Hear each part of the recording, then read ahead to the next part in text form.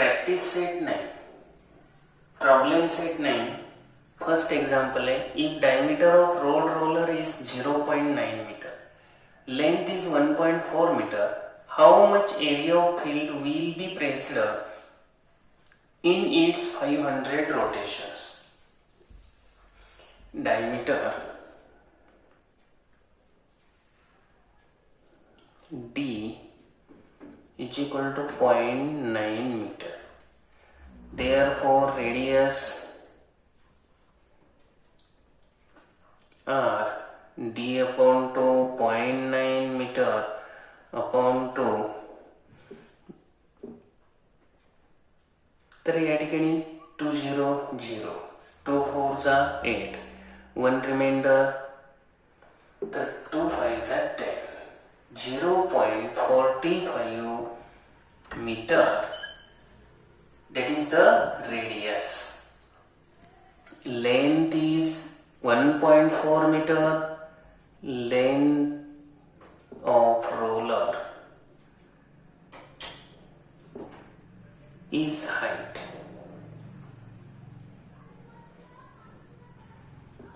That is 1.4 meter. We have to find area of the field pressed in 500 rotations. First, curved surface area.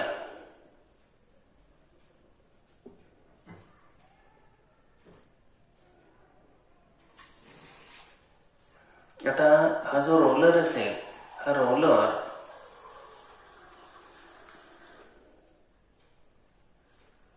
Cylindrical आहे आणि roller हा cylindrical असल्यामुळे या ठिकाणी कसं होत आहे curved surface of roller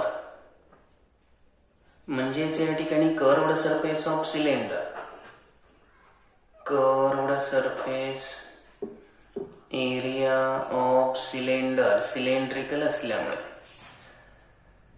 formula आपला त्यासाठी आहे 2 पाय आर एच लेंथ ही एल न घेता एच घ्या 2 ला 2 घ्या पाय 22/7 आहे आर त्रिज्या 0.45 अँड हाईट एच 1.4 मीटर 7 ने डिवाइड करा 7 2 जा 14 परंतु या ठिकाणी आपल्याला 0.2 येणार डेसिमल पॉइंट येईल चला 22 into 2 44 44 into 2 करा किंवा कसेही करा हे 44 घ्या इथं 45 into 2 90 डेसिमल पॉइंट देताना 1 2 3 तर 1 2 3 0.090 आता मल्टिप्लिकेशन करून घ्या 9 into 4 36 9 into 4 36 plus 3 396 आता हा 0 काय आपण दिलाच नाही त्यामुळे 1 2 3.96 metre square is the area surface area. आता हा जो 3.96 एवढा एरिया आहे तो एका रोटेशन मध्ये प्रेस होणार आहे. Therefore area pressed in one rotation एका रोटेशन मध्ये किती एरिया प्रेस होईल तर हा होणार 3.96 मीटर स्क्वेअर त्यावरून area pressed in 500 rotations 3.96 into 500 आता याला 500 ने मल्टिप्लाय करून घ्या 5 into 6 30 5 into 9 45 plus 3 8 5 into 3 15 plus 4 19 या 500 रोटेशन्स मध्ये 1980 स्क्वेअर मीटर हे 2 झिरोला हे 2 पॉइंट कॅन्सल झाले आणि त्यामुळे इथं बाकीचे काही बघायची गरज नाही. तर हे फायनल आन्सर लिहा. How much area of the field will be pressed in 500 rotations 1980 square meter area will be pressed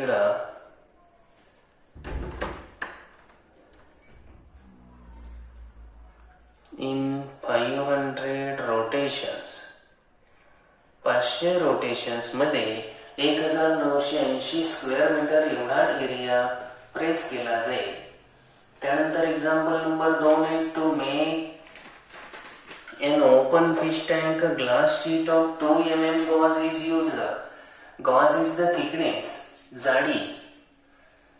तर ओपन फिश टँक बनवायचा आहे त्यासाठी काच जी यूज करायची आहे ती 2 mm जाडीची, mm millimetre.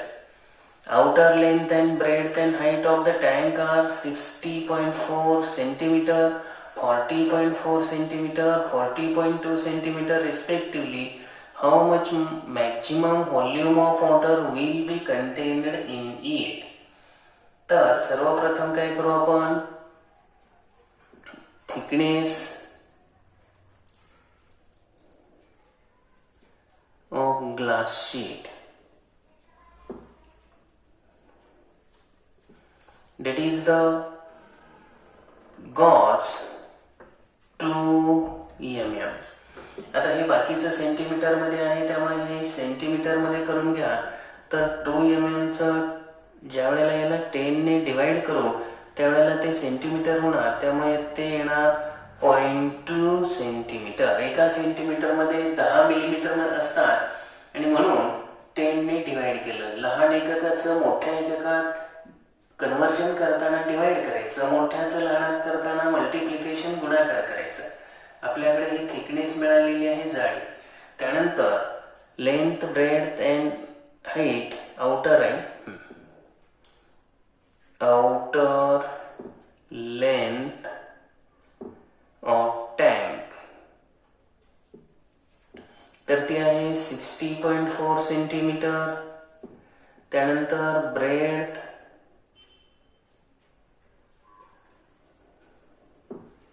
40.4 centimetre, height 40.2 centimetre. आता यामुळे काय करायचं, जे गॉज आहे काचेची जी जाडी आहे ती कमी करावी लागेल. लेंथ, ब्रेड्थ हे कमी होणार आहे. त्यानंतर हाईट सुद्धा या ठिकाणी कमीच होणार आहे. Therefore, length of inner म्हणू आपण,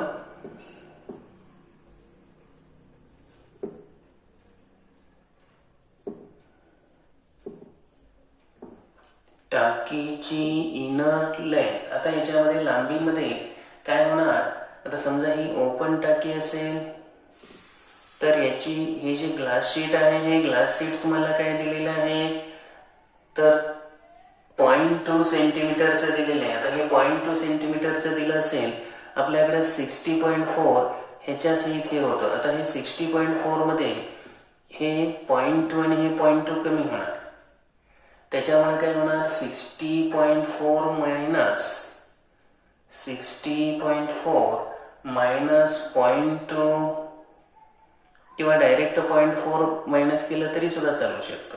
डाव्या बाजूचं 0.2, उजव्या बाजूचं 0.2, 0.4 होणार आणि त्यामुळे 60 सेंटीमीटर ही येणार लेंथ. त्यानंतर इनर ब्रेड्थ, आतील ब्रेड्थ, या ठिकाणी सुद्धा दोन्ही बाजूने 0.2 कमी होणार आणि त्यामुळे ब्रेड्थ 40.4 मायनस 0.4, फक्त 0.4 कसं आलं ते लक्षात घ्यायचं दोन्ही बाजूचे. त्यानंतर तुम्हाला आता जी हाईट आहे, टँक ओपन असल्यामुळे तुम्हाला वरून काही विषयच येणार नाही. Inner height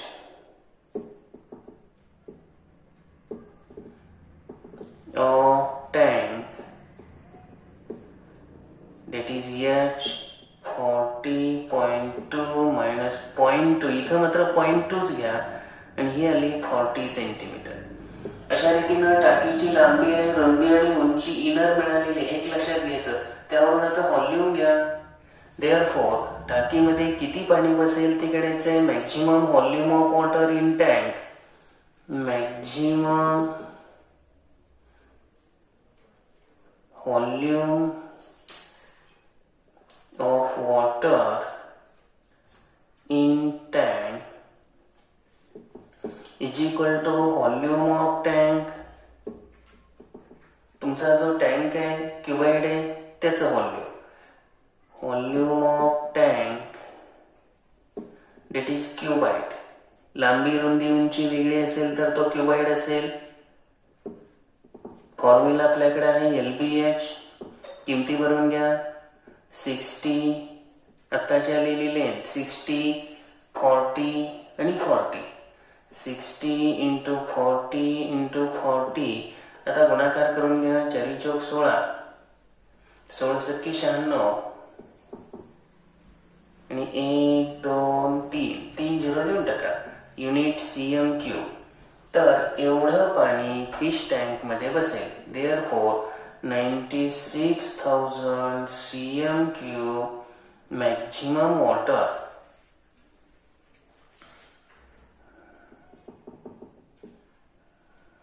will be contained in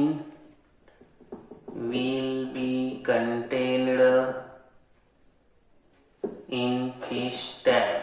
fish tank मध्ये साधारणपणे 96,000 cm3 जास्तीत जास्त एवढं पाणी बसेल. Third one, the ratio of radius of base and height of cone is 5:12. Its volume is 314 cubic meter.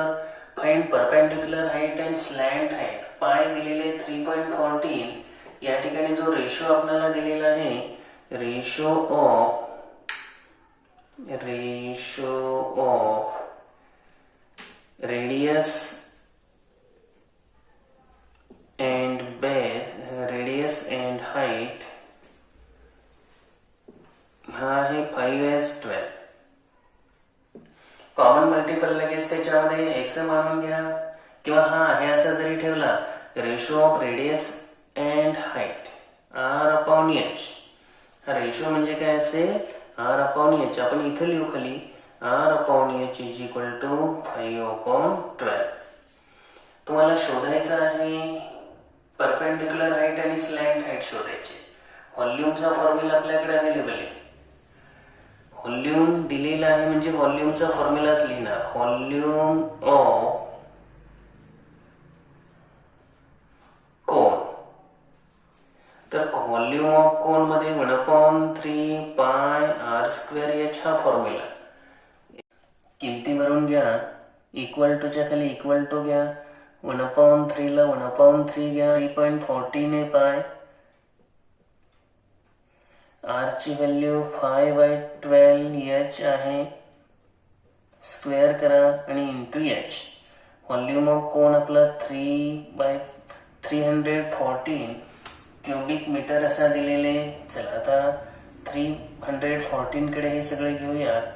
314 divided by 3.14. त्यानंतर 5/12 h आहे. त्यातलं फक्त 5/12 या बाजूला घ्या. ते काय होणार 12/5 इंटू 12/5. त्यानंतर इंटू 3 होणार आहे. 1/3 इंटू 3 आणि इज इक्वल टू h³ आलं. हे h² आणि h आणखीन एक स्टेप वाढवली तरी चालेल.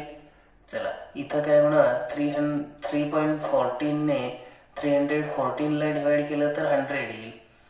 परत हे 5 आहे. इथं 20 आलं आणि परत ह्या 5 ने 4. तर 4 इंटू 12 इंटू 12 इंटू 3 करा.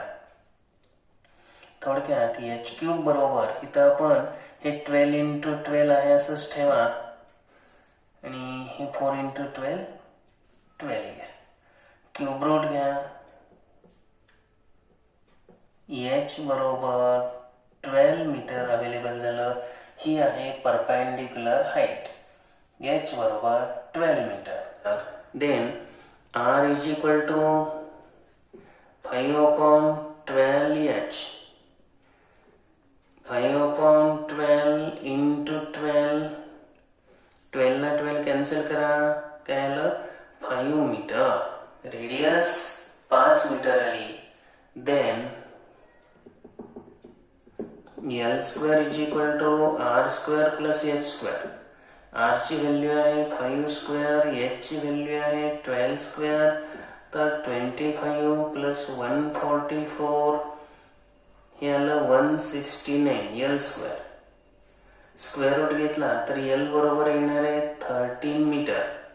यानंतर आपल्याला सगळे आन्सर्स आलेले आहेत. Slant height L 13 metre, perpendicular height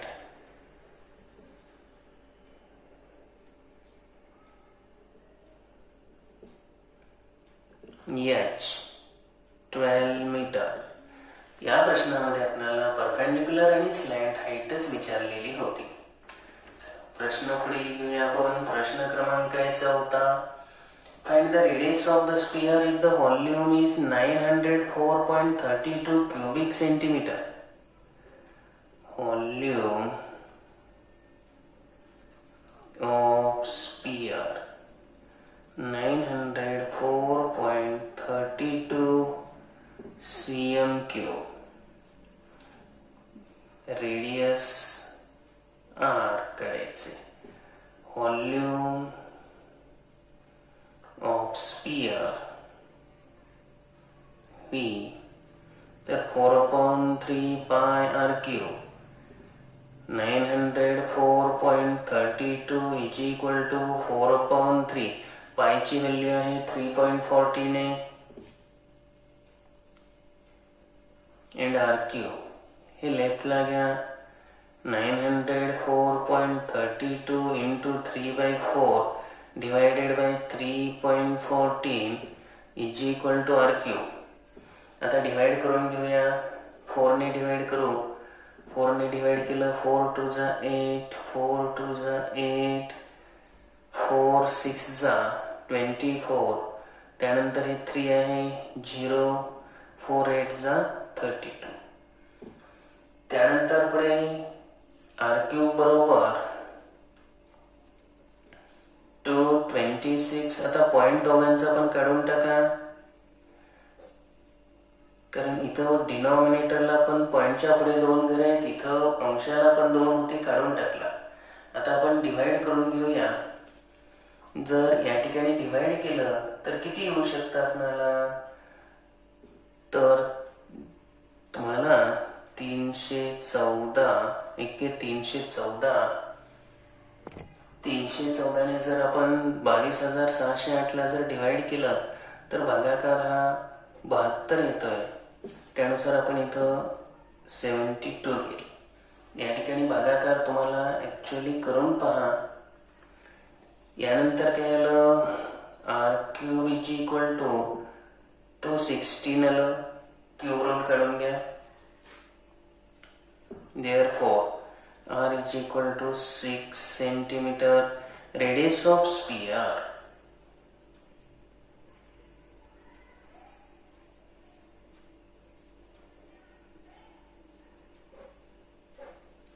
त्यानंतर फिफ्थ वन एक्झाम्पल आहे. टोटल सरफेस एरिया दिलेला आहे 864 स्क्वेअर सेंटीमीटर.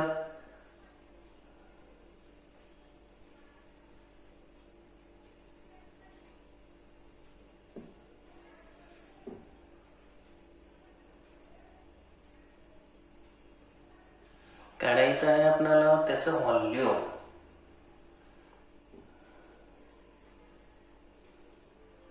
यामध्ये हा क्यूब आहे, हे देण्यात घ्या. Total surface area of cube असेल या.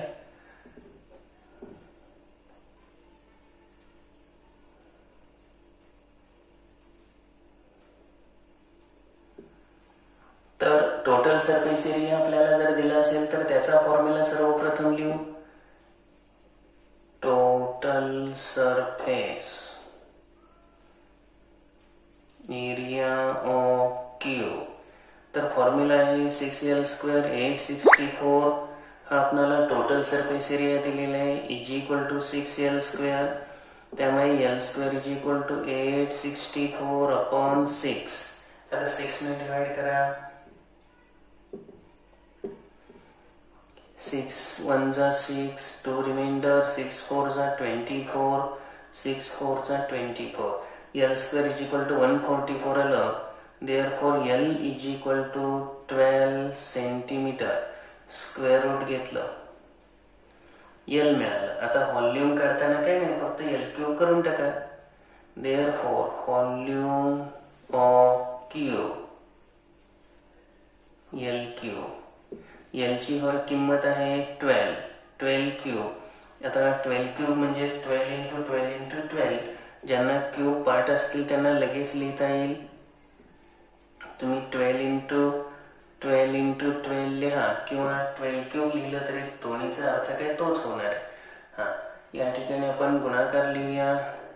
12 गुणिले 12 144. 144ला 12 ने गुणलं तर 1728 येणार आहे. हे आपल्याला क्यूब पार्ट असल्यामुळे माहिती आहे. तर 1728 एवढं व्हॉल्यूम आलेलं आहे. हे राईट करून घ्या. Volume of cube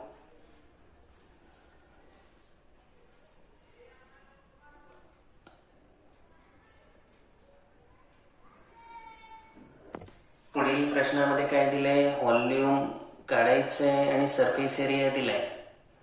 surface area of sphere तर तो आहे 154 cm स्क्वेअर म्हणा किंवा स्क्वेअर सेंटीमीटर म्हणा. आणि काढायचं आहे व्हॉल्यूम व्ही काढायचं. आता सरफेस एरियाचा जो फॉर्म्युला आहे तो काय आहे, डेफिनेटली 4πr² आहे ना, त्यातून आर निघते.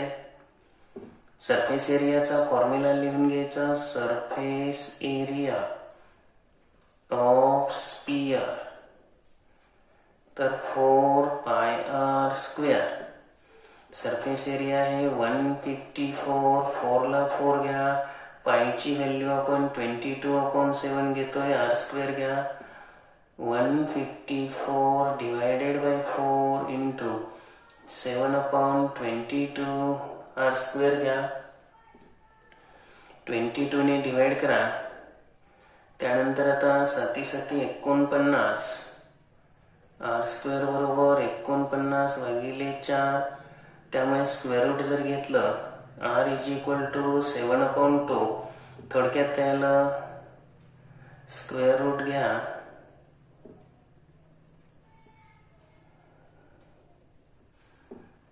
r बरोबर 3.5 सेंटीमीटर आलं. आणि व्हॉल्यूम आपल्याला काढायचं आहे. आता व्हॉल्यूम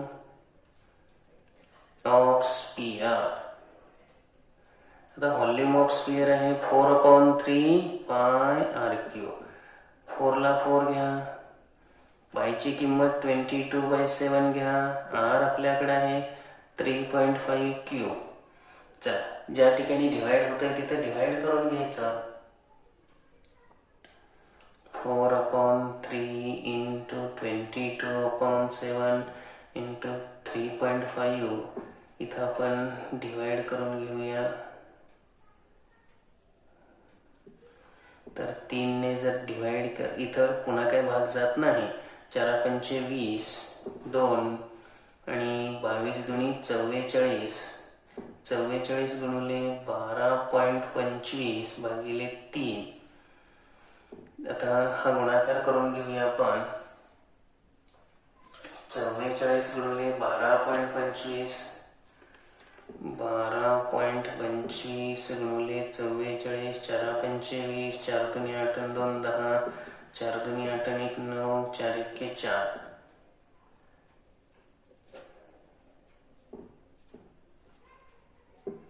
तर हा गुणाकार केल्यानंतर आपल्याला आन्सर मिळेल 539. कारण हे 2 पॉइंट निघून जातील. तर 539/3. त्यामुळे 3 1 जा 3, 3 7 जा 21, 3 9 जा 27. आता हे पॉइंट मध्ये येणार आहे, पुढं 2 उरले तर आपण व्हॉल्यूम 179.67 cm³ हे व्हॉल्यूम आलेले फायनल आन्सर लिहून घ्या. 7th एक्झाम्पल आहे total surface area of cone 616 square centimeter. Slant height of the cone is 3 times the radius of the base. Find slant height. दिलेल्या माहितीमध्ये total surface area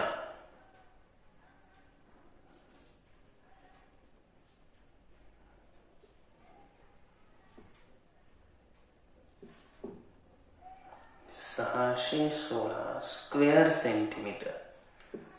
Slant height of the cone is 3 times the radius of the base. Slant height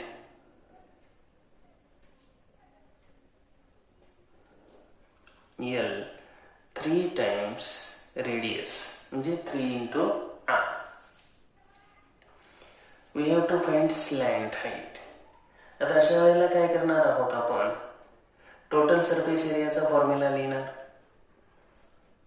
total surface area of cone, हा formula आहे pi R in bracket L plus R. पायची value 7th one मध्ये दिली नाही म्हणजे 22/7 घ्या. R आपल्याकडे available आहे आरच, एल ची व्हॅल्यू घ्यायची थ्राईस आर प्लस आर. यानुसार हे काय आलं 22/7 into 3r plus R 4r, 4r into R 4r square. Area आहे 616 इंटू 7/22 आणि इंटू 4 आहे ते डिवायडेड बाय 4 होणार. आता 22 ने डिवाइड करा. 22 दुनी 44, 22 8 76 असे 4 7 28. आर स्क्वेअर बरोबर 7 इंटू 7 स्क्वेअर रूट घ्या. आर बरोबर 7 सेंटीमीटर. आता त्यामुळे स्लॅन्ट हाईट आपल्याकडे मिळाली L. Slant height 3r, 3 into 7 21 centimetre. Slant height आपल्याला अवेलेबल झाली. 8th one, inner diameter of a well is 4.20 meter. Its depth is 10 meter. Find the inner surface area of the well. Find the cost of plastering it from inside at the rate of ₹52 per square meter. आता विहीर खोदायची आहे आणि त्यासाठी दिलेल्या महत्वाच्या गोष्टी लक्षात घ्या. इनर डायमीटर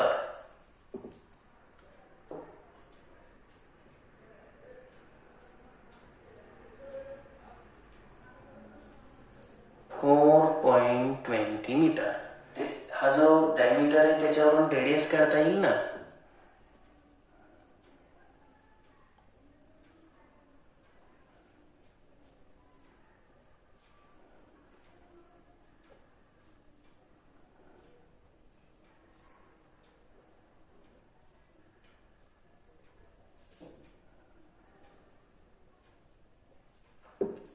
आपल्याला इनर सरफेस एरिया काढायचा आहे.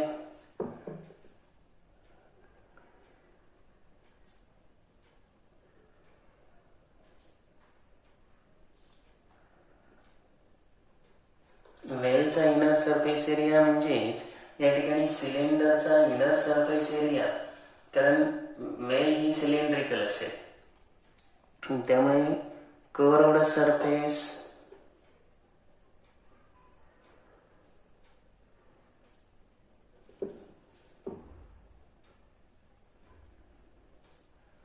हा फॉर्म्युला येईल 2πRh.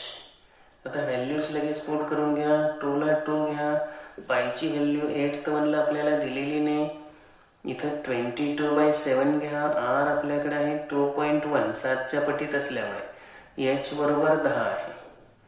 7 ने डिवाइड करा, 0.3 आलं. 22 दुनी 44, आणि 44 गुणिले 3 आलं. 4 त्रिक 12, 4 त्रिक 12, 132 इनर सरफेस एरिया असल्यामुळे याला आपण मीटर स्क्वेअर म्हणणार. 132 स्क्वेअर मीटर. आता याच्यामध्ये cost of plastering, cost of plastering, surface area into rate. Surface area आहे 132, रेट आहे 52. यांचा गुणाकार करून घ्या. 132 इंटू 52. 2 इंटू 2 4 आलं, 2 इंटू 3 6 आलं, त्यानंतर 5 इंटू 2 10 आलं, 5 इंटू 3 15 प्लस 1 16 आलं, 5 इंटू 1 5. आणि हे एक जो कॅरी होता तो. तर 6864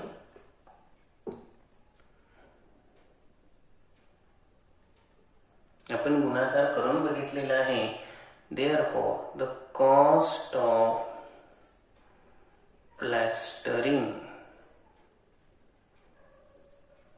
is rupees 6864. त्यानंतर 9th वन एक्झाम्पल आपल्याकडे आहे. The length of road roller is 2.1 meter. Its diameter is 1.4 meter. त्यामुळं लेंथ जी आहे ती या ठिकाणी हाईट घेणार. डायमीटर आहे 1.4 मीटर, त्याच्यावरून रेडियस घेणार. Levelling a ground 500 rotations of roller we are required. 500 rotations या ठिकाणी रोलरचे झालेले आहे. किती एरिया या ठिकाणी सप्रेस होईल अशा स्वरूपातलं गणित आहे. पहिलं एक्झाम्पल पण होतं. Find the cost of levelling. Rate दिलेले आहे 7 रुपये प्रति मीटर असा दर आहे. तर length of road roller,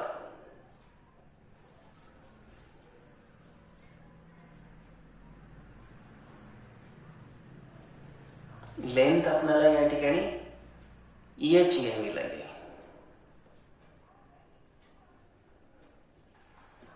diameter D आहे 1.4 मीटर. Therefore, radius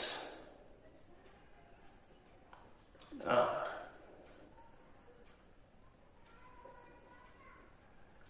तर हा आला 0.7 मीटर.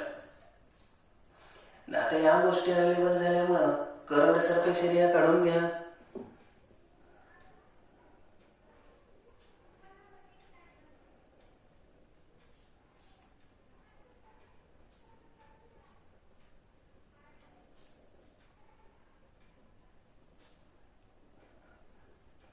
रोलर हा सिलेंड्रिकल असेल हे लक्षात घ्या.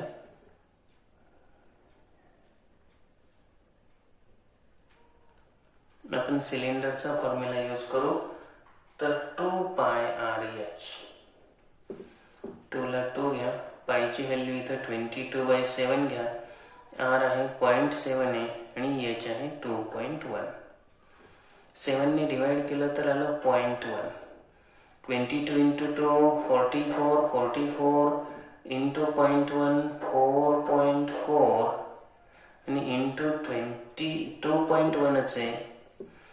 2.1 इंटू 4.1 मल्टिप्लिकेशन करू.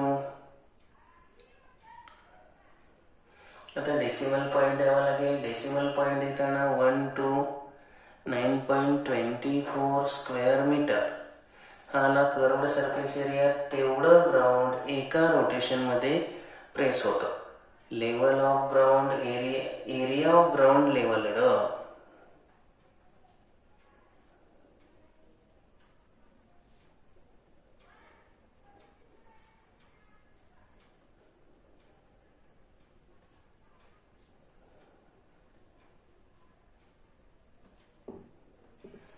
Therefore, area of ground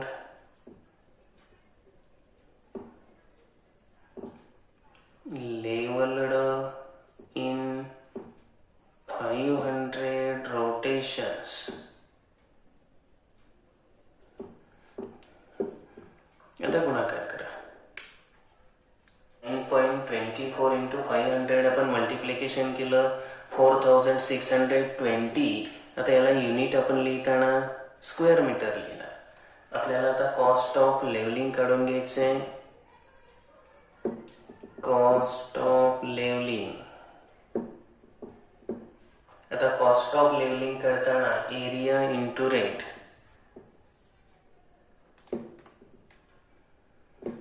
area तर आपला आहे 4620. रेट ऑफ लेवलिंग आहे 7 रुपीज पर स्क्वेअर मीटर.